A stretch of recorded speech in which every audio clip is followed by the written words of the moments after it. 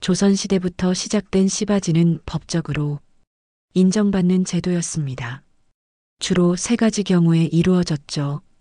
첫째, 정실 부인이 불임일 때. 둘째, 아들을 낳지 못할 때. 셋째, 정실 부인이 병약할 때. 시바지로 선택된 여성은 대부분 가난한 집안의 딸이거나 과부 혹은 기생 출신이었습니다. 계약 기간은 보통 12년. 임신을 하면 출산할 때까지 머물고 아이를 낳으면 돈을 받고 떠나는 것이 일반적이었습니다. 태어난 아이는 법적으로 정실 부인의 자식이 되고 친모는 영영 볼 수 없었죠. 1970년대까지만 해도 시골에서는 드물지 않은 일이었습니다. 1980년대 들어서야 사회적 인식이 바뀌고 이 관습이 사라지기 시작했죠. 하지만 만약 이 시바지로 낳은 아이가 30년 동안 진짜 친아들인 줄 알고 살아왔다면, 그리고 그 집안에 500억 원의 유산이 걸려 있다면 과연 어떤 일이 벌어질까요? 오늘 우리가 들려드릴 이야기는 바로 이 충격적인 비밀이 30년 만에 드러나는 순간입니다. 오늘 이야기 시작하기 전에 무료 버튼 하나만 눌러주세요. 구독과 좋아요 꼭 눌러주시면 평생 건강하고 부유한 삶을 사십니다. 여러분들의 따뜻한 응원이 오늘도 이런 감동적인 사연을 만들어갑니다. 그럼 이제 두 며느리의 눈물겨운 이야기 함께 들어가 보시겠습니다. 1990년대 중반이었습니다. 경기도 성남시 분당 신도시가 막 개발되던 시절이었죠. 서울 강남에서 차로 30분 거리에 신도시가 들어선다는 소식에 온 나라가 들썩였습니다. 그 개발 바람 한가운데 원래 그 땅을 가지고 있던 사람들이 있었습니다. 바로 성남 토박이 지주들이었죠. 그 중에서도 박씨 집안은 대대로 땅을 물려받아온 터라 개발이 시작되자 하루아침에 엄청난 보상금을 받게 되었습니다. 사람들은 박씨네를 땅 부자라고 불렀습니다. 분당 개발로 인한 보상금은 상상을 초월했습니다. 한 평에 수백만 원씩 하던 땅값이 수천만 원으로 뛰었죠. 박씨네가 가지고 있던 땅만 해도 수천 평이었습니다. 계산기를 두드려 보면 금액이 천문학적으로 나왔습니다. 동네 사람들은 박씨네 이야기만 나오면 부러움 반, 시샘 반으로 수군거렸습니다. 박씨 집안의 대저택은 성남 외곽 언덕배기에 자리 잡고 있었습니다. 기와 지붕이 올려진 한옥과 양옥이 붙어 있는 특이한 구조였죠. 마당은 넓고 잘 정돈되어 있었고 대문 앞에는 오래된 느티나무가 서 있었습니다. 집안 어르신들은 이 나무가 집안의 기운을 지켜준다고 믿었습니다. 나무 둘레가 어른 서너 명이 안아야 할 정도로 굵었습니다. 여름이면 그늘이 시원했고 가을이면 낙엽이 마당을 뒤덮었습니다. 추석 명절이 다가왔습니다. 박씨네 대저택에는 온 가족이 모여들었습니다. 큰아들 부부, 작은아들 부부, 그리고 자식들까지 30명이 넘는 식구들이 모였습니다. 명절이면 을에 그렇듯 집안은 바빴습니다.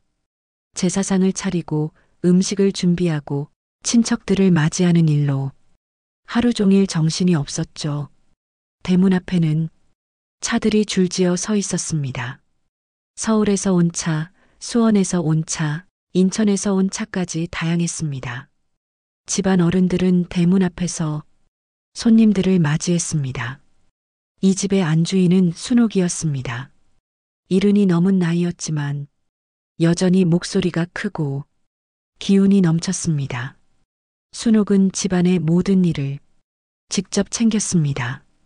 제사상에 올릴 음식 하나하나, 손님상에 올릴 반찬 하나하나까지 빠짐없이 확인했습니다. 순옥의 눈빛은 날카로웠습니다. 조금이라도 마음에 들지 않으면 바로 지적했습니다. 순옥에게는 두 며느리가 있었습니다. 큰 며느리 정희는 38살이었습니다. 키가 크고 화려한 옷차림을 좋아했습니다. 명절 아침부터 진한 화장을 하고 금목걸이를 걸었습니다. 손에는 금반지가 여러 개 끼워져 있었고 귀에는 금귀걸이가 흔들렸습니다. 정희는 항상 자신이 이 집안의 주인이라고 생각했습니다. 맏며느리이니 당연히 집안을 이어받을 사람은 자신이라고 믿었죠. 그래서인지 정희는 말투도 당당했고 행동도 거침없었습니다. 시어머니 앞에서도 자기 의견을 강하게 내세웠습니다. 정희는 친척들 앞에서도 당당했습니다. 자신의 집인 양 행동했고 손님들에게 이것저것 지시했습니다. 작은 며느리 미연은 35살이었습니다. 정희보다 3살 어렸지만 훨씬 조용하고 차분했습니다. 미연은 화려한 옷보다는 수수한 옷을 좋아했고 화장도 거의 하지 않았습니다. 명절 아침부터 부엌에 들어가 묵묵히 일을 했습니다. 앞치마를 두르고 머리를 뒤로 묶고 조용히 손을 움직였습니다. 정희가 거실에서 친척들과 이야기를 나누는 동안 미연은 부엌에서 설거지를 하고 음식을 나르고 상을 차렸습니다. 미연의 손은 거칠었습니다. 집안일을 많이 해서 그랬습니다. 하지만 미연은 불평하지 않았습니다. 순옥은 두 며느리를 대하는 태도가 확연히 달랐습니다. 정희에게는 말을 놓고 편하게 대했지만 미연에게는 늘 일거리를 시켰습니다. 미연은 불평 한마디 없이 시어머니가 시키는 일을 다 했습니다. 하지만 마음속으로는 항상 서러움이 쌓여갔습니다. 가슴속 깊은 곳에 무언가가 차곡차곡 쌓이는 느낌이었습니다. 추석 당일 아침이었습니다. 차례상을 차리는 일로 집안이 분주했습니다. 순옥은 거실에 앉아서 지시를 내렸습니다. 정희는 과일을 깎으면서 친척 아주머니들과 수다를 떨었습니다. 미연은 혼자서 부엌과 거실을 오가며 음식을 나르고 상을 정리했습니다. 땀이 이마에 맺혔지만 미연은 쉬지 않고 일했습니다. 부엌은 더웠습니다. 가스레인지에서 불이 활활 타올랐고 김이 모락모락 피어올랐습니다. 미연은 앞치마로 땀을 닦으며 계속 일했습니다. 차례가 시작되었습니다. 남자들이 먼저 절을 올리고 이어서 여자들이 절을 올렸습니다. 순옥은 제사상 앞에서 손을 모으고 조상님께 기도를 올렸습니다. 집안이 더욱 번창하기를, 자손들이 건강하기를 빌었습니다. 순옥의 눈에는 눈물이 맺혀 있었습니다. 오랜 세월 지켜온 집안에 대한 애착이었습니다. 차례가 끝나고 나서 모두들 음복을 했습니다. 거실 곳곳에 상이 차려지고 사람들은 둘러앉아 음식을 먹었습니다. 정희는 친척 아주머니들과 함께 앉아서 음식을 먹으며 이야기를 나눴습니다. 미연은 부엌에서 혼자 음식을 먹었습니다. 명절 특유의 긴장감이 집안을 감돌았습니다. 사람들은 겉으로는 웃으며 이야기를 나눴지만 속으로는 서로를 경계했습니다. 특히 재산 이야기만 나오면 분위기가 묘하게 변했습니다. 누군가 분당 땅 이야기를 꺼내면 사람들은 귀를 쫑긋 세웠습니다. 하지만 순옥이 눈을 부라리면 모두 입을 다물었습니다. 순옥은 재산 이야기를 꺼내는 것을 극도로 싫어했습니다. 정희는 거실 한쪽에 앉아서 친척들과 이야기를 나누었습니다. 자신의 아들이 명문대에 다닌다는 이야기를 늘어놓았습니다. 남편이 사업을 잘한다는 이야기도 빠뜨리지 않았습니다. 사람들은 정희의 말에 고개를 끄덕이며 칭찬을 아끼지 않았습니다. 정희는 만족스러운 표정을 지었습니다. 미연은 부엌에서 설거지를 하고 있었습니다. 싱크대 앞에 서서 그릇을 닦으면서 거실에서 들려오는 웃음소리를 들었습니다. 미연의 가슴속에는 말로 표현하기 힘든 감정이 올라왔습니다. 서러움이기도 했고 억울함이기도 했습니다. 하지만 미연은 그 감정을 꾹 눌렀습니다. 명절이니까 참아야 한다고 스스로를 다독였습니다. 오후가 되자 친척들이 하나둘 더 모여들었습니다. 작은아버지, 큰고모, 이모, 사촌들까지 집안은 사람들로 가득 찼습니다. 순옥은 손님들을 맞으며 바빴습니다. 정희도 옆에서 시어머니를 거들었습니다. 미연은 여전히 부엌에서 일을 하고 있었습니다. 해가 기울어가고 저녁 무렵이 되었습니다. 집안은 여전히 시끌벅적했습니다. 남자들은 거실에 모여 술을 마시기 시작했고 여자들은 부엌 근처에 모여 수다를 떨었습니다. 아이들은 마당에서 뛰어놀았습니다. 명절의 풍경이었습니다. 하지만 그 풍경 속에는 보이지 않는 긴장과 불편함이 흐르고 있었습니다. 무언가 터질 것 같은 공기가 집안을 감싸고 있었습니다. 저녁 식사가 끝나고 친척들이 거실에 모였습니다. 남자들은 술잔을 기울이며 담소를 나눴습니다. 여자들은 한쪽에 모여 과일을 먹으며 이야기꽃을 피웠습니다. 아이들은 이미 지쳐서 방 안에서 잠들어 있었습니다. 순옥은 상석에 앉아 주변을 둘러보았습니다. 집안이 이렇게 북적이는 것을 보니 마음이 흐뭇했습니다. 하지만 그 흐뭇함은 오래가지 못했습니다. 작은아버지가 술기운에 말문을 열었습니다. 형님, 요즘 분당 땅값이 얼마나 올랐는지 아십니까? 순옥의 표정이 굳어졌습니다. 하지만 작은아버지는 이미 취해서 눈치를 채지 못했습니다. 신문에 나온 거 봤는데 평당 3천만 원은 넘는다던데요. 주변 사람들이 귀를 쫑긋 세웠습니다. 작은아버지는 계속 말을 이어갔습니다. 형님 땅이 수천 평이니까 계산해 보니 1,000억은 넘겠더라고요. 거실이 조용해졌습니다. 1,000억이라는 숫자에 모두가 숨을 죽였습니다. 정희의 눈이 반짝였습니다. 그 돈이 자신의 것이 될 거라는 생각에 가슴이 뛰었습니다. 미연은 부엌에서 설거지를 하다 손을 멈췄습니다. 거실에서 들려오는 이야기에 귀를 기울였습니다. 큰 고모가 조심스럽게 물었습니다. 형님, 그럼 그 땅은 어떻게 되는 겁니까? 순옥은 차를 한 모금 마시고 천천히 입을 열었습니다. 그건 다 큰아들 몫이지. 정희의 입가에 미소가 번졌습니다. 작은아들은 바라지도 마라. 순옥의 목소리는 단호했습니다. 거실이 다시 조용해졌습니다. 사람들은 서로 눈치를 보며 말을 아꼈습니다. 미연은 부엌에서 고개를 숙였습니다. 가슴이 답답했습니다.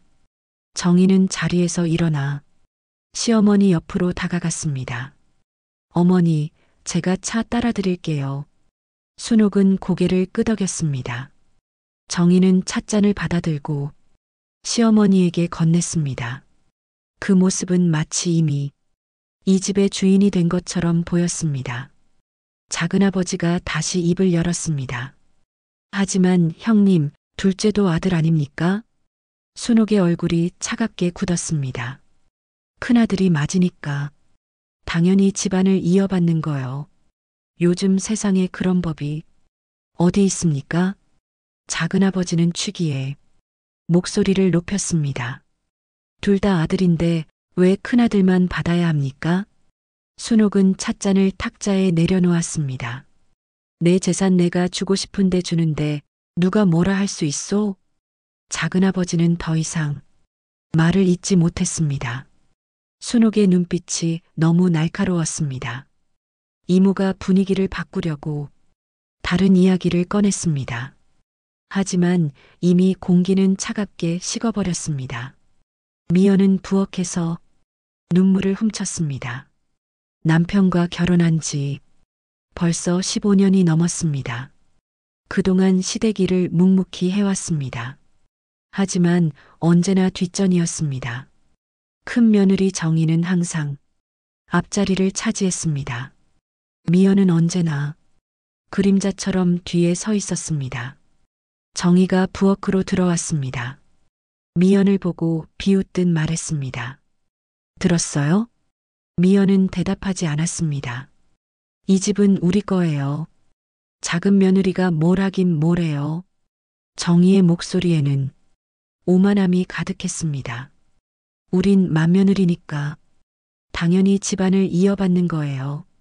미연은 고개를 들어 정희를 바라봤습니다. 언니, 그런 말씀 하지 마세요. 정희는 코웃음을 쳤습니다. 왜요? 사실인데요. 미연은 다시 설거지에 집중했습니다. 정희는 만족스러운 표정으로 부엌을 나갔습니다. 미연은 혼자 남아 그릇을 닦았습니다. 손이 떨렸습니다. 분노인지 슬픔인지 자신도 알 수 없었습니다. 밤이 깊어갔습니다. 친척들이 하나둘 자리에서 일어났습니다. 내일 아침 일찍 떠날 사람들은 방으로 들어가 잠자리에 들었습니다. 미연은 마지막까지 부엌을 정리했습니다. 모든 그릇을 닦고 바닥을 닦고 가스레인지를 깨끗이 닦았습니다. 그제야 미연은 방으로 들어갔습니다. 남편은 이미 잠들어 있었습니다. 미연은 조용히 이불을 덮고 누웠습니다. 잠이 오지 않았습니다. 낮에 들었던 순옥의 말이 머릿속을 맴돌았습니다. 큰아들 몫이지 작은아들은 바라지도 마라.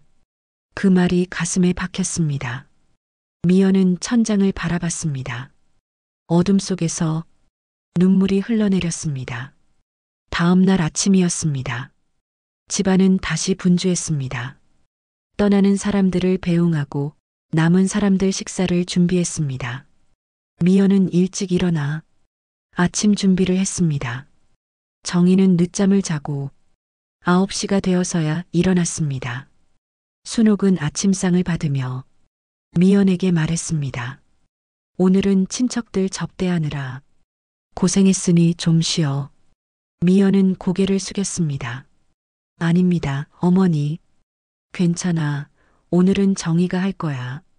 정희는 못마땅한 표정을 지었지만 순옥의 말에 따를 수밖에 없었습니다. 미연은 방으로 들어가 잠시 쉬었습니다. 그런데 그때였습니다. 거실에서 친척 아주머니들의 수군거리는 소리가 들렸습니다. 미연은 문틈으로 귀를 기울였습니다. 사실 내가 들은 건데, 한 아주머니가 조심스럽게 말을 꺼냈습니다. 큰아들이 진짜 핏줄이 아니라는 소문이 있더라고. 미연의 가슴이 쿵 내려앉았습니다. 무슨 소리예요? 다른 아주머니가 놀라서 물었습니다. 옛날에 형님이 아이를 못 낳아서 목소리가 더욱 작아졌습니다. 시바지로 낳은 아이래요. 미연은 숨을 멈췄습니다. 그럼 둘째는요? 둘째는 기적처럼 형님이 직접 낳았다고 하더라고요. 미연의 손이 떨렸습니다. 하지만 이건 비밀이니까 절대 말하면 안 돼요. 아주머니들은 더 이상 말을 잇지 않았습니다. 미연은 방 안에 그대로 주저앉았습니다. 머릿속이 하얗게 변했습니다. 만약 그 말이 사실이라면 모든 것이 달라지는 겁니다. 진짜 핏줄은 둘째 아들, 바로 미연의 남편이라는 것입니다. 미연의 가슴 속에서 작은 불씨가 피어올랐습니다. 미연은 방 안에 앉아 한참 동안 생각에 잠겼습니다. 친척 아주머니들이 나눈 이야기가 머릿속을 떠나지 않았습니다. 큰아들이 시바지로 낳은 아이라니 정말 그럴 수 있을까요? 순옥이 불임이었다는 말, 둘째는 기적처럼 낳았다는 말. 모든 게 믿기지 않았지만 동시에 모든 게 설명이 되는 것 같았습니다. 왜 순옥이 큰아들만 편애하는지, 왜 작은아들은 항상 뒷전인지. 미연은 조심스럽게 방문을 열고 밖을 살폈습니다. 거실에는 아무도 없었습니다. 모두 마당에 나가 햇볕을 쬐고 있었습니다. 미연은 복도를 지나 부엌으로 갔습니다. 정희가 설거지를 하고 있었습니다. 하지만 표정이 매우 불쾌해 보였습니다. 아, 진짜 왜 나만 이런 일 시키는 거야. 정희는 중얼거리며 그릇을 거칠게 닦았습니다. 물이 사방으로 튀었지만 정희는 신경 쓰지 않았습니다. 미연은 정희 옆에 서서 조용히 물었습니다. 언니, 제가 도와드릴까요? 정희는 미연을 흘끔 보고는 퉁명스럽게 대답했습니다. 필요 없어요. 당신은 쉬라고 하셨잖아요. 미연은 한 발 물러섰습니다.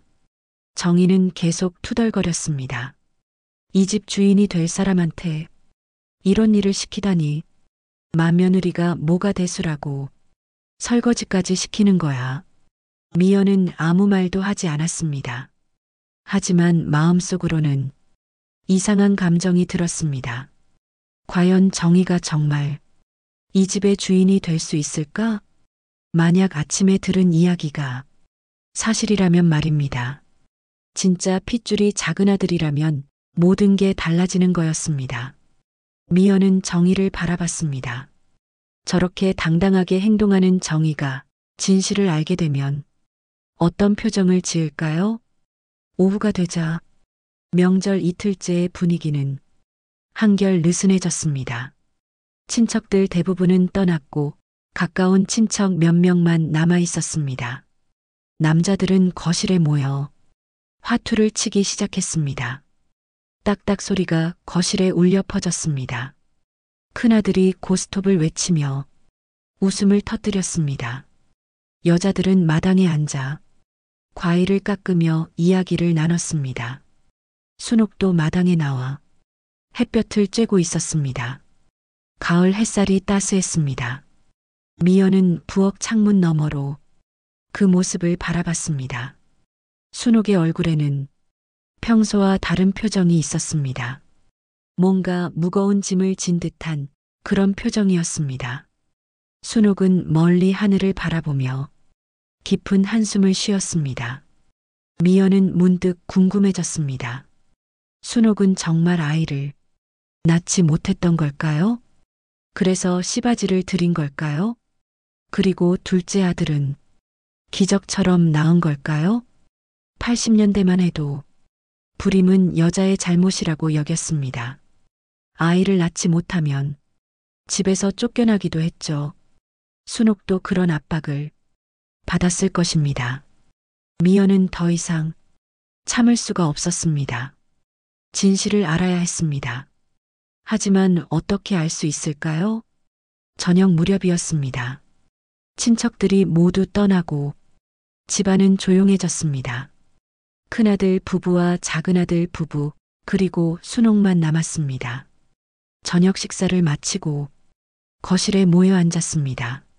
순옥은 차를 마시며 창밖을 바라봤습니다. 정희는 텔레비전을 켜고 드라마를 보기 시작했습니다. 큰아들과 작은아들은 신문을 펼쳐 들었습니다. 미연은 부엌에서 설거지를 하고 있었습니다. 물소리가 조용히 흘렀습니다. 그때 거실에서 정희의 목소리가 들렸습니다. 어머니, 어제 작은아버지가 한 말 있잖아요. 순옥은 차를 내려놓고 정희를 바라봤습니다. 무슨 말? 땅 이야기요. 저도 궁금해서요. 순옥의 표정이 굳어졌습니다. 그건 이미 말했잖아. 큰아들 몫이라고. 정희는 만족스럽게 웃었습니다. 저도 그게 당연하다고 생각해요. 맏아들이 집안을 이어받는 게 예로부터 내려온 법이잖아요. 미연은 부엌에서 손을 멈췄습니다. 정희의 목소리가 계속 들렸습니다. 작은 며느리는 뭘 바라겠어요. 우리가 맏며느리니까 당연히 이 집을 이어받는 거죠. 그게 조상 대대로 내려온 가법이잖아요. 미연의 가슴이 답답해졌습니다. 하지만 여전히 아무 말도 할 수 없었습니다. 작은 아들이 신문을 접으며 조심스럽게 입을 열었습니다. 어머니, 하지만 저도 아들 아닙니까? 순옥은 아들을 똑바로 봤습니다. 그래, 너도 아들이지. 하지만 형이 맞이잖아. 요즘 세상에 그런 게 어디 있습니까? 작은 아들의 목소리에 불만이 섞여 있었습니다. 형제가 공평하게 나눠 가져야 하는 거 아닙니까? 정의가 버럭 소리를 질렀습니다. 당신은 가만히 있어요. 어머니가 결정하시는 거예요. 맏아들이 재산을 물려받는 게 당연한 거잖아요. 큰아들도 신문을 내려놓고 동생을 쳐다봤습니다. 야, 너 지금 뭐 하는 거야? 어머니 앞에서 그런 소리 하는 거 아니야. 작은 아들은 입을 다물었습니다. 미연은 부엌에서 주먹을 꽉 쥐었습니다.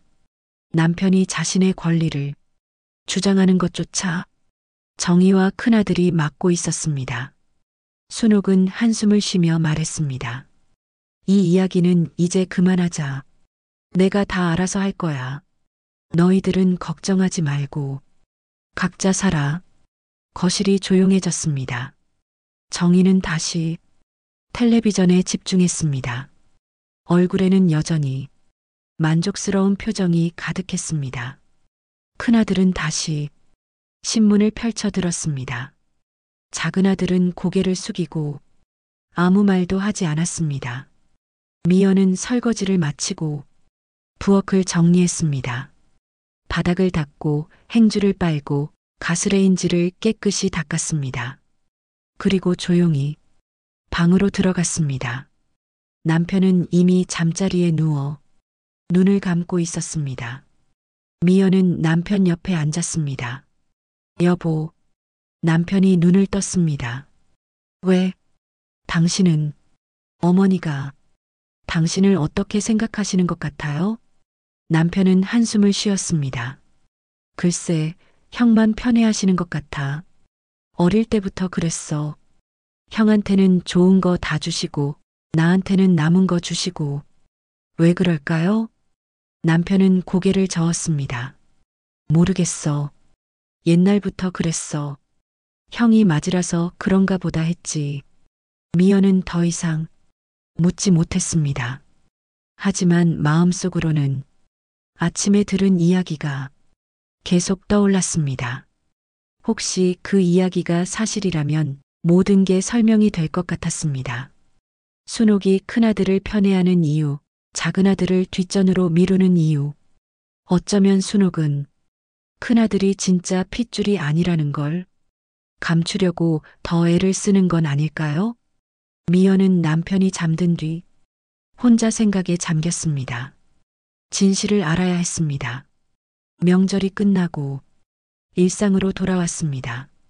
큰아들 부부는 서울 집으로 돌아갔고 작은아들 부부만 시댁에 남았습니다. 미연과 남편은 순옥과 함께 살았습니다. 결혼한 지 15년이 넘었지만 여전히 시어머니와 한 집에 살고 있었습니다. 미연은 매일 아침 일찍 일어나 집안일을 했습니다. 밥을 짓고 국을 끓이고 반찬을 만들었습니다. 순옥은 아침상을 받으며 미연에게 이것저것 지시했습니다. 오늘 장봐와 김치 담가야 하니까. 예, 어머니. 미연은 순순히 대답했습니다. 하지만 마음속으로는 여전히 명절 때 들었던 이야기가 맴돌았습니다. 큰아들이 시바지로 낳은 아이라는 말, 작은아들이 진짜 핏줄이라는 말. 그 말이 사실인지 확인하고 싶었습니다. 오후에 미연은 시장에 장을 보러 갔습니다. 배추를 고르고 물을 고르고 젓갈을 샀습니다. 장을 보고 돌아오는 길에 오래된 친구를 만났습니다. 같은 동네에 사는 영숙이었습니다. 미연아, 오랜만이다. 언니 잘 지냈어요? 두 사람은 근처 찻집에 들어가 차를 마시며 이야기를 나눴습니다. 영숙은 미연보다 5살 많았습니다. 동네에서 오래 살아서 이 동네 사람들 이야기를 많이 알고 있었습니다. 미연은 조심스럽게 입을 열었습니다. 언니, 우리 시어머니에 대해 혹시 아는 거 있어요? 영숙은 차를 한 모금 마시고 미연을 바라봤습니다. 왜? 무슨 일 있어? 아니, 그냥 궁금해서요. 영숙은 잠시 생각하다가 작은 목소리로 말했습니다. 사실 내가 들은 이야기가 있긴 한데 미연의 가슴이 두근거렸습니다. 뭔데요? 옛날에 형님이 아이를 못 낳아서 고생했다는 얘기 들었어. 정말요? 영숙은 주변을 살피고 더 작은 목소리로 말했습니다. 그래서 씨바지를 들였대. 큰아들이 그렇게 태어났다고. 미연은 숨을 멈췄습니다. 명절 때 들었던 이야기가 사실이었습니다. 그럼 작은아들은요? 작은아들은 그 후에 형님이 기적처럼 나았대. 의사들도 놀랐다고 하더라고. 미연은 차를 마시며 생각에 잠겼습니다. 근데 이건 비밀이야. 절대 아무한테도 말하면 안 돼. 영숙은 단단히 당부했습니다. 형님이 평생 숨기고 사신 거야. 집안 체면 때문에. 미연은 고개를 끄덕였습니다. 집으로 돌아오는 길, 미연의 머릿속은 복잡했습니다. 진실을 알게 되었지만 어떻게 해야 할지 몰랐습니다. 이 사실을 남편에게 말해야 할까요? 아니면 그냥 모른 척 해야 할까요? 저녁 무렵이었습니다. 미연은 저녁 준비를 하며 순옥을 몰래 관찰했습니다. 순옥은 거실에 앉아 텔레비전을 보고 있었습니다. 얼굴에는 평소와 다름없는 표정이 있었습니다. 하지만 미연의 눈에는 이제 다르게 보였습니다. 저 사람이 평생 비밀을 안고 살아온 거였습니다. 큰아들이 진짜 핏줄이 아니라는 사실을 숨기며 살아온 거였습니다. 그리고 그 때문에 작은아들을 차별해온 거였습니다. 미연은 가슴이 답답했습니다. 며칠이 지났습니다. 어느 날 저녁이었습니다. 순옥이 갑자기 큰아들 부부를 불렀습니다. 정희와 큰아들이 성남 집으로 찾아왔습니다. 순옥은 거실에 가족들을 모두 모았습니다. 큰아들 부부와 작은아들 부부가 마주 앉았습니다. 순옥은 심각한 표정으로 입을 열었습니다. 너희들에게 할 말이 있어. 모두가 긴장했습니다. 내가 나이도 많고 언제 무슨 일이 생길지 모르니까 미리 정리를 해야겠어. 정희의 눈이 반짝였습니다. 드디어 재산 이야기를 하시는구나 싶었습니다. 분당 땅은 큰아들 이름으로 명예 이전을 할 거야.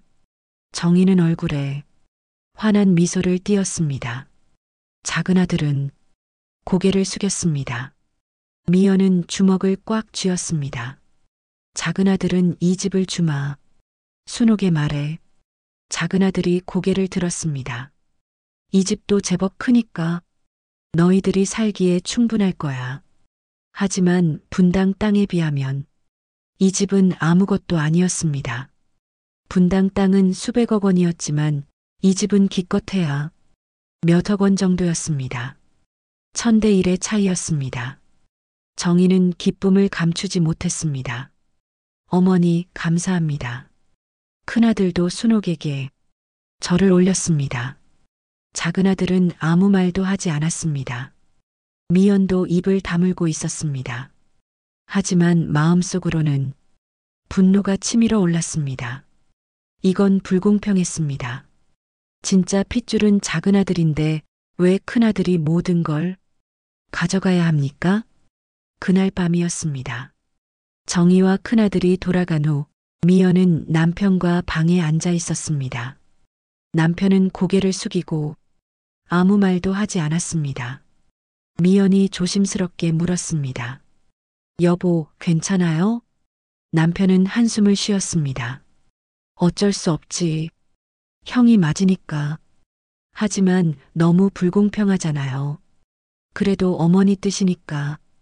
미연은 더 이상 참을 수가 없었습니다. 여보, 사실 내가 들은 이야기가 있어요. 남편이 미연을 바라봤습니다. 무슨 이야기? 미연은 잠시 망설이다가 입을 열었습니다. 큰아들 형님이 진짜 핏줄이 아니래요. 남편의 눈이 커졌습니다. 뭐, 시바지로 낳은 아이래요. 어머니가 불임이셔서 남편은 믿을 수 없다는 표정을 지었습니다. 그럼 나는? 당신은 어머니가 기적처럼 낳으신 진짜 아들이래요.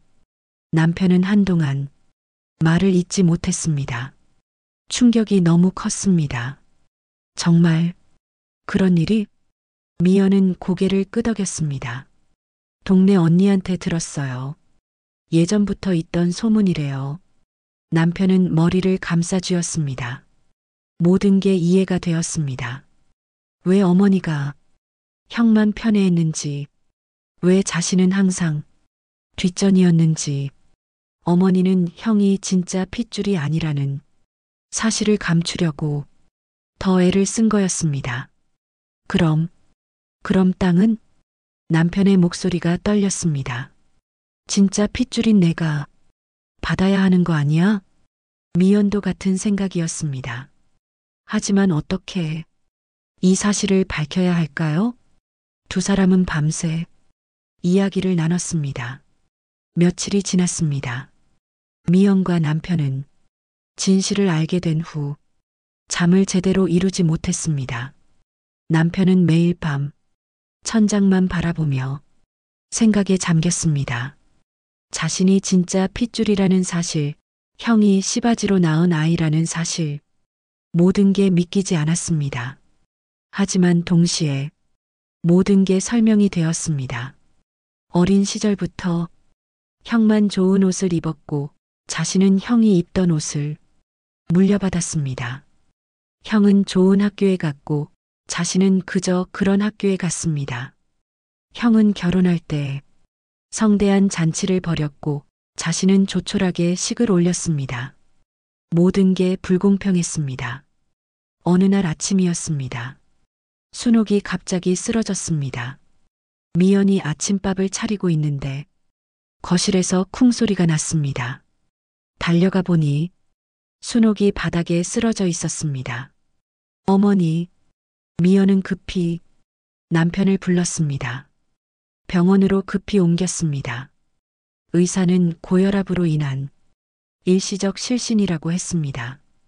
다행히 큰 문제는 아니었지만 앞으로 조심해야 한다고 했습니다. 큰아들 부부도 병원으로 달려왔습니다. 정희는 병실에 들어서자마자 큰 소리로 물었습니다. 어머니, 괜찮으세요?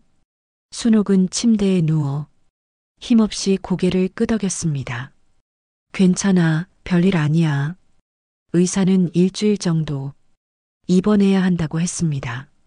검사도 더 해봐야 하고 안정을 취해야 한다는 거였습니다. 큰아들과 작은아들은 병실 밖에서 이야기를 나눴습니다. 동생, 너희가 어머니 간병을 맡아라. 큰아들이 당연하다는 듯 말했습니다. 형님도 아들 아닙니까? 작은아들이 반발했습니다. 나는 서울에서 회사 다니잖아. 어떻게 매일 여기 와? 저도 일 있습니다. 너는 성남에 사니까 가깝잖아. 큰아들은 일방적으로 말하고 병실로 들어갔습니다. 작은아들은 주먹을 쥐었습니다. 결국 미연이 병원 간병을 맡게 되었습니다. 낮에는 집에서 일하고 저녁에는 병원에 가서 순옥을 돌봤습니다. 정희는 가끔 병원에 들렀지만 10분도 안 되어 떠났습니다. 어머니, 저 약속이 있어서 먼저 갈게요. 그리고는 사라졌습니다. 미연은 홀로 순옥을 돌봤습니다. 식사를 챙기고 옷을 갈아입히고 화장실도 도왔습니다. 순옥은 미연을 바라보며 작은 목소리로 말했습니다. 미안하다. 미연은 놀라서 순옥을 바라봤습니다. 무슨 말씀이세요? 너한테 너무 많은 걸 시켰구나. 순옥의 눈에 눈물이 맺혔습니다. 괜찮습니다, 어머니. 미연은 순옥의 손을 잡았습니다. 순옥은 천장을 바라보며 긴 한숨을 쉬었습니다. 내가 평생 잘못 살았어. 미연은 아무 말도 하지 않았습니다. 큰아들만 생각하고 작은아들은 뒷전으로 밀었어. 순옥의 목소리가 떨렸습니다. 미안하다. 정말 미안해. 미연은 순옥의 손을 더 꽉 쥐었습니다. 순옥은 눈을 감았습니다. 며칠 후였습니다. 순옥이 퇴원을 했습니다. 집으로 돌아온 순옥은 예전과 달라져 있었습니다. 말수가 적어졌고 표정도 어두워졌습니다. 미연은 여전히 순옥을 정성껏 돌봤습니다. 어느 날 저녁이었습니다. 온 가족이 모였습니다. 큰아들 부부와 작은아들 부부, 그리고 순옥까지. 순옥은 거실에 앉아 심각한 표로 입을 열었습니다. 너희들에게 할 말이 있어. 모두가 긴장했습니다. 사실은 내가 평생 숨겨온 비밀이 있어. 정희의 얼굴에 불안한 기색이 스쳤습니다. 큰아들, 순옥의 목소리가 떨렸습니다.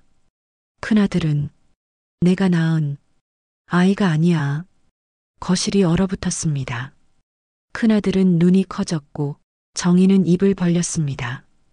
뭐? 무슨 소리예요? 큰아들이 떨리는 목소리로 물었습니다. 내가 불임이어서 시바지를 들였어. 순옥은 눈물을 흘렸습니다. 그렇게 태어난 아이가 내야. 큰아들은 자리에서 벌떡 일어났습니다. 그럼 저는 누구예요? 넌 내 아들이야. 그건 변함없어. 순옥은 눈물을 닦으며 말했습니다. 하지만 핏줄로 따지면 작은아들이 진짜 내 아들이야. 정희의 얼굴이 새하얘졌습니다. 그럼 땅은? 정희가 다급하게 물었습니다. 순옥은 정희를 바라봤습니다. 그래서 내가 다시 생각해봤어. 거실이 조용해졌습니다. 땅은 반씩 나눠 가져라. 큰아들과 작은아들. 정희가 소리쳤습니다. 안 돼요. 맏아들이 다 받아야죠. 맏며느리인 제가 이 집을 지켰어요. 정희의 목소리가 날카로웠습니다. 내 거예요.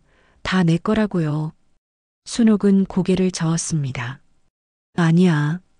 공평하게 나눠야 해. 정희는 발을 동동 굴렀습니다. 큰아들은 멍한 표정으로 한쪽 벽만 바라봤습니다. 자신이 시바지로 낳은 아이라는 사실이 믿기지 않았습니다. 작은아들은 복잡한 심정으로 형을 바라봤습니다. 미연은 조용히 상황을 지켜봤습니다. 정희는 계속 소리를 질렀습니다. 이건 말도 안 돼요. 법으로 따져도 맏아들이 더 받는 게 당연해요. 맏며느리인 제가 얼마나 고생했는데요. 순옥은 차갑게 말했습니다. 넌 고생한 게 뭐가 있어? 미연이가 다 했잖아. 정희는 말문이 막혔습니다. 집안일도 미연이가 하고 병원 간병도 미연이가 했어. 넌 뭘 했어? 정희는 얼굴이 빨개졌습니다.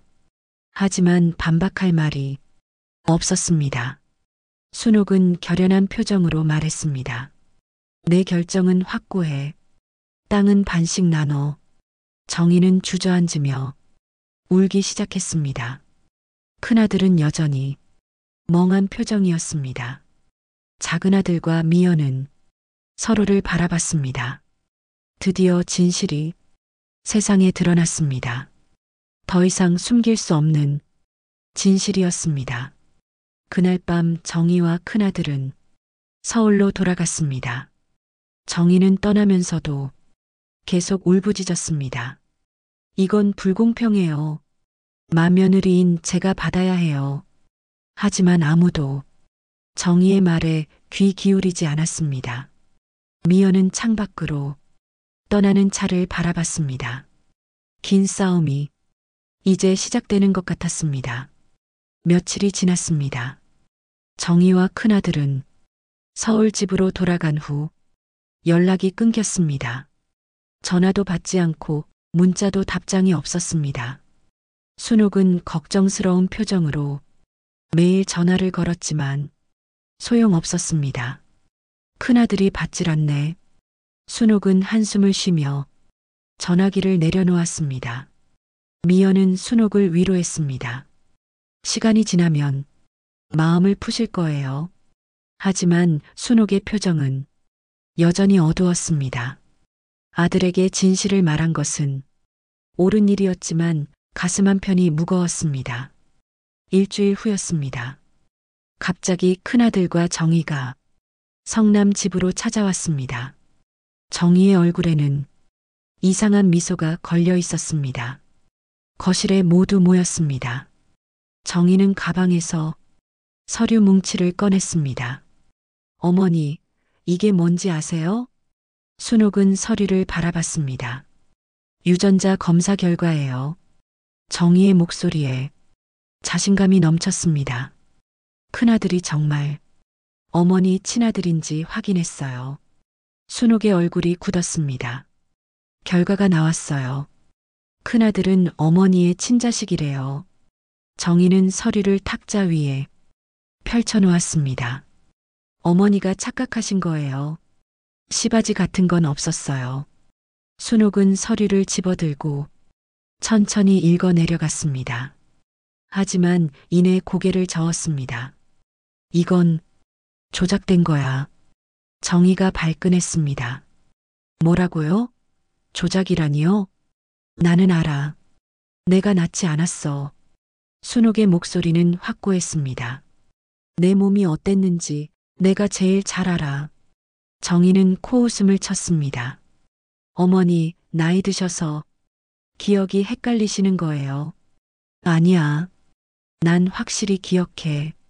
순옥은 단호하게 말했습니다. 큰아들이 조심스럽게 물었습니다. 어머니, 정말 제가 어머니 친아들이 아닌가요? 순옥은 아들을 바라봤습니다. 눈빛에는 안타까움이 가득했습니다. 미안하다. 하지만 사실이야. 큰아들은 고개를 떨구었습니다. 정희는 소리를 높였습니다. 어머니가 증거라도 있으세요? 서류도 없으면서 무슨 소리예요? 순옥은 입을 다물었습니다. 정말로 서류는 없었습니다.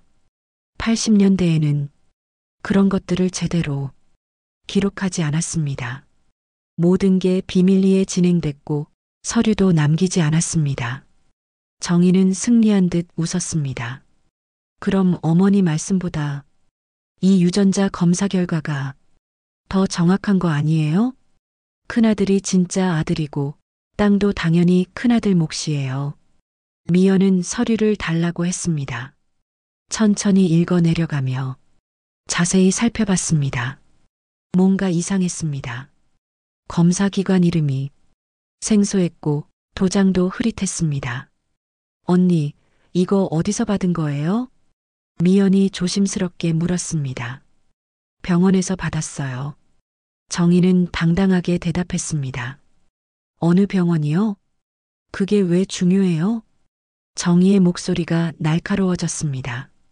미연은 서류를 자세히 봤습니다. 병원 이름이 적혀 있었지만 들어본 적 없는 곳이었습니다. 저도 검사해보고 싶어요. 미연이 말했습니다. 뭐? 정희가 눈을 부릅떴습니다. 제 남편과 어머니, 그리고 큰아들 형님까지 다 같이 검사해봐요. 공인된 큰 병원에서요. 정희의 얼굴이 굳었습니다. 왜요? 이미 결과 나왔잖아요. 확실하게 하자는 거예요. 미연은 물러서지 않았습니다. 순옥도 고개를 끄덕였습니다. 그래, 그렇게 하자. 큰 병원에서 다시 검사하는 거야. 정희는 당황한 표이였습니다. 굳이 그럴 필요 없어요. 왜요? 진실이라면 두려울 게 없잖아요. 미연이 정희를 똑바로 봤습니다. 정희는 말문이 막혔습니다. 큰아들이 입을 열었습니다. 어머니, 저도 다시 검사하고 싶어요. 정확하게 알고 싶어요. 순옥은 아들의 손을 잡았습니다. 그래, 그렇게 하자. 일주일 후였습니다. 서울대학병원에서 유전자 검사를 받았습니다. 순옥, 큰아들, 작은아들, 세 사람이 함께 검사를 받았습니다. 정희는 병원 복도에서 불안한 표정으로 서성였습니다. 미연은 조용히 결과를 기다렸습니다. 이틀 후 결과가 나왔습니다. 의사는 심각한 표정으로 가족들을 불러 모았습니다. 검사 결과가 나왔습니다. 의사는 서류를 펼쳤습니다. 큰아들 분은 순옥 씨의 친자식이 아닙니다. 정희의 얼굴이 하얗게 변했습니다. 작은아들 분은 순옥 씨의 친자식이 맞습니다. 거실이 조용해졌습니다. 정희는 주저앉았습니다. 큰아들은 고개를 떨구고 아무 말도 하지 않았습니다. 순옥은 눈물을 흘렸습니다. 미안하다, 정말 미안해. 큰아들은 어머니를 바라봤습니다. 어머니, 왜 말씀 안 하셨어요? 미안해. 숨기려고 했어. 체면 때문에, 집안 명예 때문에. 순옥은 아들을 안았습니다. 하지만 넌 내 아들이야. 그건 변함없어. 큰아들은 어머니 품에서 소리 없이 울었습니다. 평생 진짜 아들인 줄 알았는데 갑자기 아니라는 말을 들으니 온 세상이 무너지는 것 같았습니다. 정희는 바닥에 주저앉아 머리를 감싸쥐었습니다. 안 돼. 이럴 수가. 모든 계획이 무너졌습니다. 땅을 독차지하려던 꿈이 산산조각 났습니다.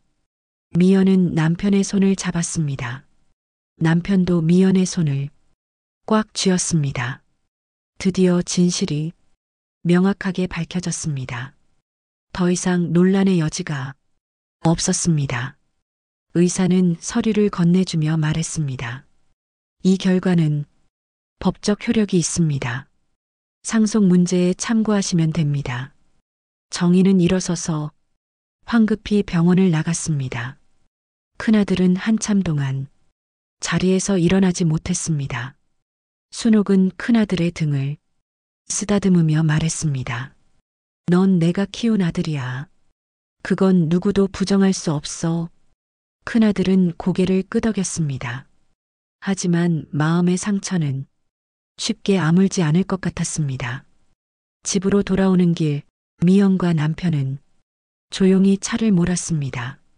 남편이 먼저 입을 열었습니다. 이제 어떻게 되는 거지? 미연은 남편을 바라봤습니다. 진실이 밝혀졌으니 공평하게 나눠지겠죠. 남편은 한숨을 쉬었습니다. 형이 불쌍해. 미연도 고개를 끄덕였습니다. 하지만 진실은 진실이었습니다. 더 이상 숨길 수 없는 진실이었습니다.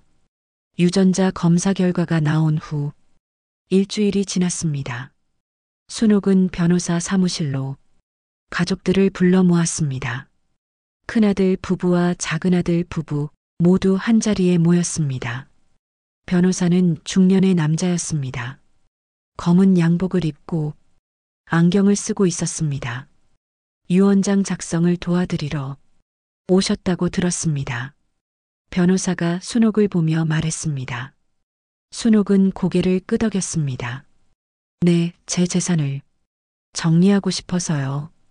변호사는 서류를 펼쳤습니다.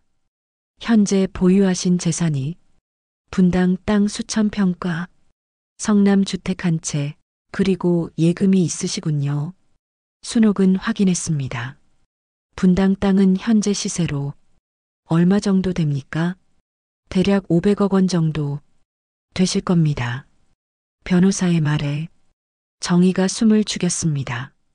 500억이라는 숫자는 상상을 초월했습니다. 성남 주택은 20억 원 정도 되고 예금은 5억 원가량 있으시네요. 변호사가 계산기를 두드렸습니다. 총 520억 원 정도의 재산이십니다. 거실이 조용해졌습니다. 모두가 그 엄청난 금액에 말을 잃었습니다. 순옥은 심호흡을 하고 입을 열었습니다. 분당 땅은 반씩 나눠주고 싶어요. 큰아들과 작은아들에게 정의가 벌떡 일어났습니다. 어머니, 그럴 순 없어요. 왜 안 되는데? 순옥이 차갑게 물었습니다. 큰아들은 핏줄도 아니잖아요. 정의의 목소리가 떨렸습니다. 왜 그 사람이 재산을 받아야 해요? 순옥은 정의를 똑바로 봤습니다. 그래도 내가 키운 아들이야. 30년 넘게 내 아들로 살았어. 정의는 고개를 저었습니다. 안 돼요. 절대 안 돼. 맏며느리인 제가 이 집을 지켰어요. 정의의 목소리가 날카로워졌습니다. 제가 얼마나 고생했는데요. 순옥은 냉정하게 말했습니다. 너는 고생한 게 뭐가 있어? 집안일도 미연이가 다 하고 병원 간병도 미연이가 했잖아. 너는 서울에서 편하게 살면서 명절 때나 한두 번 왔잖아. 정의는 말문이 막혔습니다. 하지만 포기할 수 없었습니다. 그래도 맏며느리예요. 전통적으로 맏며느리가 집안을 이어받는 거예요. 순옥은 한숨을 쉬었습니다. 전통? 전통이 뭐가 중요해? 공평하게 나눠주는 게 진짜 전통 아니겠어? 변호사가 끼어들었습니다. 법적으로는 혈연관계와 상관없이 양육 사실만으로도 상속권이 인정됩니다. 하지만 유언장에 명시하시는 대로 재산을 분배할 수 있습니다. 순옥은 고개를 끄덕였습니다. 그럼 제 뜻대로 반씩 나눠주겠습니다. 정의는 주저앉으며 울기 시작했습니다. 안 돼요. 이건 불공평해요. 큰아들은 자리에서 일어났습니다. 어머니, 저는 받지 않겠습니다. 모두가 큰아들을 바라봤습니다. 핏줄도 아닌 제가 어떻게 받습니까? 큰아들의 목소리는 조용했지만 단호했습니다. 순옥은 아들의 손을 잡았습니다. 아니야, 넌 받아야 해. 내가 30년 넘게 키운 아들이잖아. 넌 내 아들이야. 큰아들은 고개를 저었습니다. 어머니, 저는 작은아들 동생에게 다 주고 싶어요.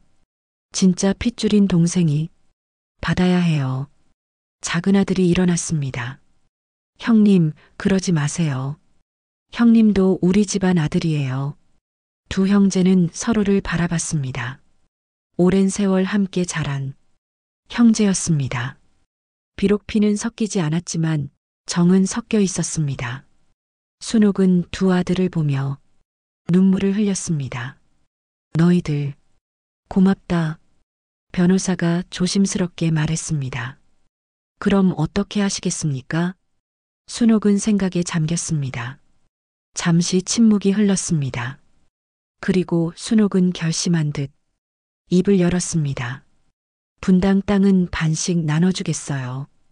큰아들 250억, 작은아들 250억. 정의는 바닥을 치며 울부짖었습니다. 성남집은 작은아들에게 주고 예금은 큰아들에게 주겠어요. 순옥은 차분하게 말했습니다. 이게 제 마지막 결정입니다. 변호사는 서류에 순옥의 말을 기록했습니다. 유언장에 이대로 작성하시겠습니까? 순옥은 단호하게 고개를 끄덕였습니다. 네, 이대로 해주세요. 변호사는 유언장을 작성했습니다. 순옥은 유언장에 서명을 하고 도장을 찍었습니다. 증인으로 변호사 사무실 직원 2명이 참여했습니다. 모든 절차가 끝났습니다. 정의는 계속 울고 있었습니다. 이건 말도 안 돼요. 큰아들은 정의를 일으켰습니다. 그만해. 이제 그만. 안 돼요. 우리가 더 받아야 해요. 정희는 발악했습니다. 큰아들은 정희의 팔을 잡고 사무실 밖으로 끌고 나갔습니다. 정희의 울음소리가 복도에 울려 퍼졌습니다. 사무실 안에는 순옥과 작은아들 부부만 남았습니다. 순옥은 지친 표정으로 의자에 앉았습니다. 미안하다. 순옥이 작은 목소리로 말했습니다. 평생 너희를 뒷전으로 밀어냈구나. 작은아들이 어머니 옆에 앉았습니다. 괜찮습니다, 어머니. 아니야, 괜찮지 않아. 순옥은 눈물을 닦았습니다. 내가 큰아들이 핏줄이 아니라는 걸 감추려고 너를 희생시켰어. 그건 잘못된 거였어. 미연이 순옥의 손을 잡았습니다. 어머니, 이제 다 지나간 일이에요. 순옥은 미연을 바라봤습니다. 미연아, 고마워. 너 같은 며느리가 있어서 우리 집이 버텼어. 미연은 미소를 지었습니다. 당연한 일했을 뿐이에요. 순옥은 두 사람의 손을 꽉 쥐었습니다. 너희가 이 집의 진짜 주인이야. 묵묵히 버티고 참아온 너희가. 작은아들과 미연은 서로를 바라봤습니다. 오랜 세월 참고 견뎌온 시간들이 떠올랐습니다. 힘들었지만 포기하지 않았습니다. 욕심 부리지 않고 묵묵히 자기 자리를 지켰습니다. 그리고 마침내 그 결실을 맺게 되었습니다. 변호사 사무실을 나오며 미연은 하늘을 올려다봤습니다. 가을 하늘이 높고 파랬습니다. 마음이 한결 가벼워진 것 같았습니다. 긴 싸움이 끝나가고 있었습니다. 유언장 작성이 끝나고 석 달이 흘렀습니다. 계절은 겨울로 접어들었고 첫눈이 내렸습니다. 성남집 마당에 하얀 눈이 소복이 쌓였습니다. 순옥은 거실 창가에 앉아 눈 내리는 풍경을 바라봤습니다. 얼굴에는 평온함이 깃들어 있었습니다. 오랜 세월 짊어졌던 짐을 내려놓은 것 같았습니다. 미연은 부엌에서 따뜻한 호박죽을 끓였습니다. 순옥이 요즘 입맛이 없어서 소화가 잘 되는 음식을 챙겨드렸습니다. 어머니, 호박죽 드세요. 미연이 죽그릇을 건넸습니다. 순옥은 미소를 지으며 받았습니다. 고맙다, 미연아. 언제나 너만 고생이구나. 미연은 고개를 저었습니다. 아니에요. 당연한 일이에요. 순옥은 죽을 한 숟가락 떠서 천천히 먹었습니다. 맛있다. 내 손은 약손이야. 미연은 순옥 옆에 앉았습니다. 두 사람은 함께 눈 내리는 풍경을 바라봤습니다. 미연아, 내가 너한테 미안한 게 많아. 순옥이 조용히 말했습니다. 무슨 말씀이세요? 15년 넘게 너를 힘들게 했잖아. 순옥의 목소리가 떨렸습니다. 집안일 다 시키고 정희는 편들고 정말 미안해. 미연은 순옥의 손을 잡았습니다. 다 지나간 일이에요. 아니야, 너는 참 대단해. 순옥은 미연을 바라봤습니다. 욕심 없이 묵묵히 자기 자리를 지켰잖아. 소처럼 말이야. 미연은 고개를 끄덕였습니다. 소처럼 살았습니다. 빠르지도 화려하지도 않았지만 묵묵히 걸어왔습니다. 강은 빠르고 세지만 끝내 살아남는 건 소야. 순옥이 말했습니다. 우생마사라는 말 알아? 미연은 고개를 끄덕였습니다. 소가 말을 이긴다는 뜻이죠. 그래, 너는 소처럼 살았어. 순옥은 미연의 손을 꽉 쥐었습니다. 그리고 결국 이겼어. 두 사람은 조용히 앉아 시간을 보냈습니다. 창밖에는 눈이 계속 내리고 있었습니다. 며칠 후였습니다. 정희와 큰아들이 마지막으로 집을 찾아왔습니다. 정희의 얼굴은 여위어 있었고 눈빛에는 생기가 없었습니다. 큰아들도 많이 수척해져 있었습니다. 거실에 모두 모였습니다. 순옥은 두 사람을 보며 안타까운 표정을 지었습니다. 앉아라. 큰아들과 정희는 조용히 앉았습니다. 정희는 고개를 숙이고 아무 말도 하지 않았습니다. 예전의 당당함은 온데간데 없었습니다. 큰아들이 먼저 입을 열었습니다. 어머니, 저희가 잘못했습니다. 순옥은 아들을 바라봤습니다. 욕심을 너무 부렸어요. 큰아들의 목소리가 떨렸습니다. 땅을 독차지하려고 거짓말까지 했습니다. 큰아들은 고개를 숙였습니다. 정희도 눈물을 흘리며 고개를 숙였습니다. 어머니, 죄송해요. 정희의 목소리는 떨리고 있었습니다. 제가 너무 욕심을 부렸어요. 순옥은 한숨을 쉬었습니다. 알아. 너희가 힘들었을 거야.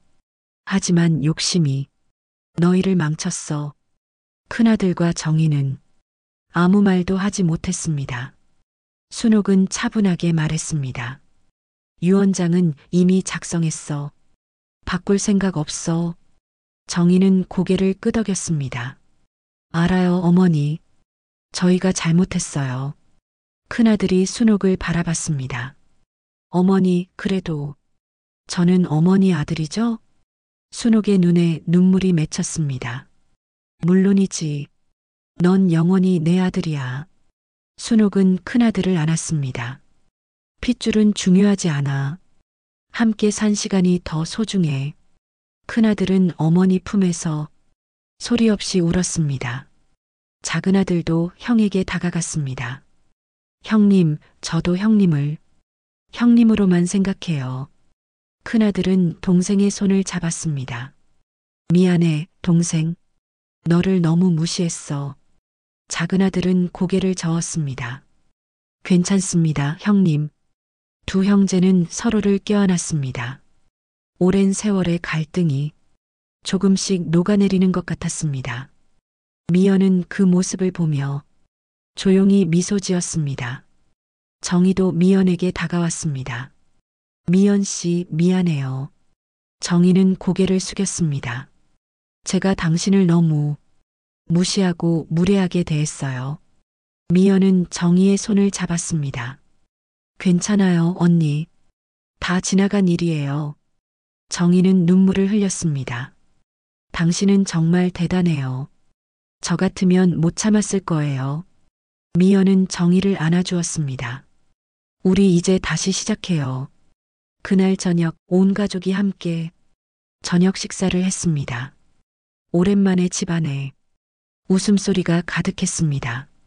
순옥은 가족들을 보며 흐뭇한 표정을 지었습니다. 이제야 진짜 가족 같구나.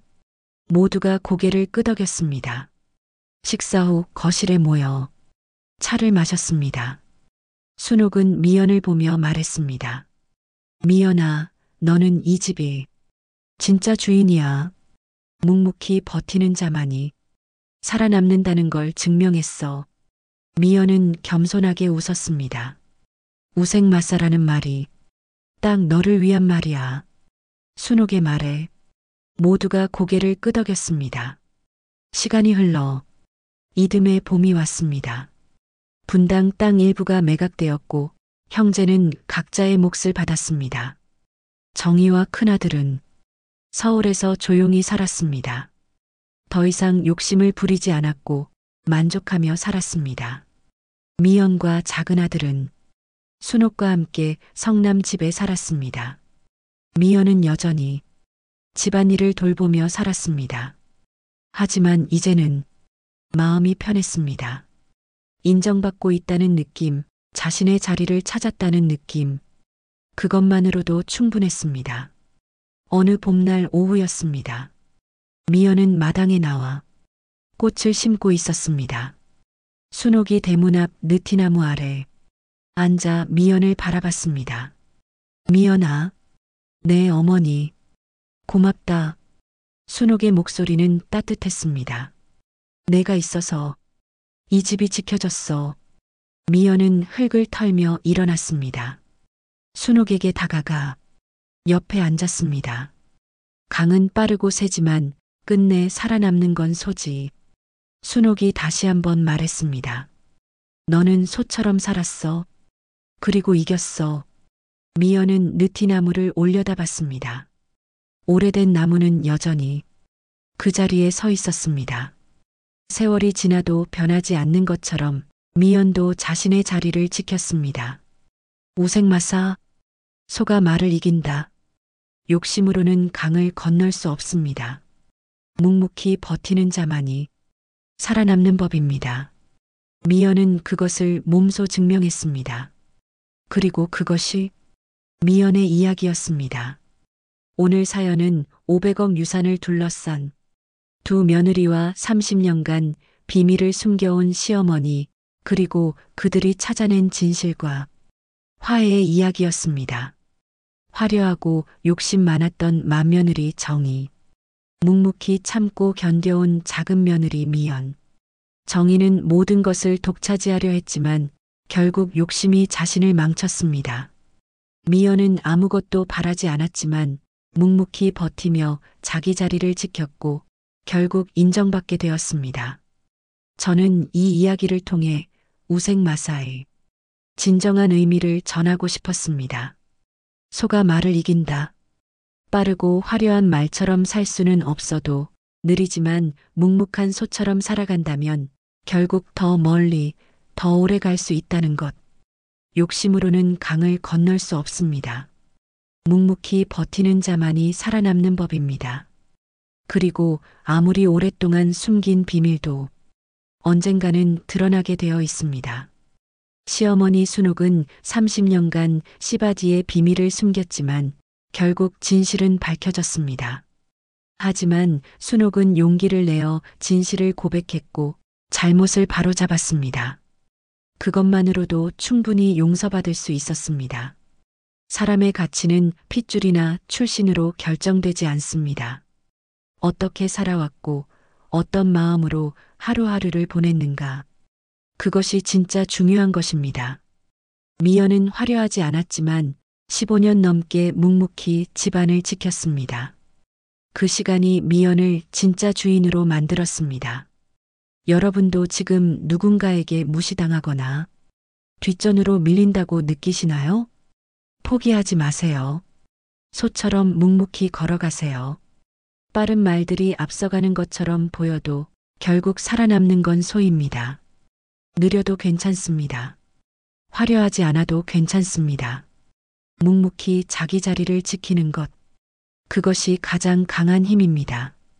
여러분의 이야기도 들려주세요. 지금 겪고 계신 시댁과의 갈등이나 가족 간의 유산 문제, 혹은 마음속 깊이 품은 억울함이 있으시다면 댓글에 남겨주세요. 서로 응원하며 함께 성장합니다. 혼자가 아닙니다. 여러분의 이야기를 듣고 있습니다. 이 영상이 작은 위로 한 줄기가 되었다면 무료 버튼인 구독과 좋아요 부탁드립니다. 주변의 소중한 분들에게 공유도 해주세요. 특히 며느리로 살아가시는 분들, 시댁 문제로 고민하시는 분들께 큰 힘이 될 것입니다. 여러분의 따뜻한 격려 한마디가 누군가에겐 오늘을 버티게 하는 큰 힘이 됩니다. 여러분의 인생에도 미연처럼 묵묵히 걸어가다 결국 인정받는 날이 꼭 찾아오길 진심으로 기원합니다. 우생마사, 소가 말을 이긴다. 느려도 괜찮습니다. 묵묵히 걸어가세요. 결국 살아남는 건 욕심 많은 말이 아니라 묵묵한 소입니다. 황혼 사연 상담소였습니다. 다음 이야기도 기대해 주세요. 고맙습니다.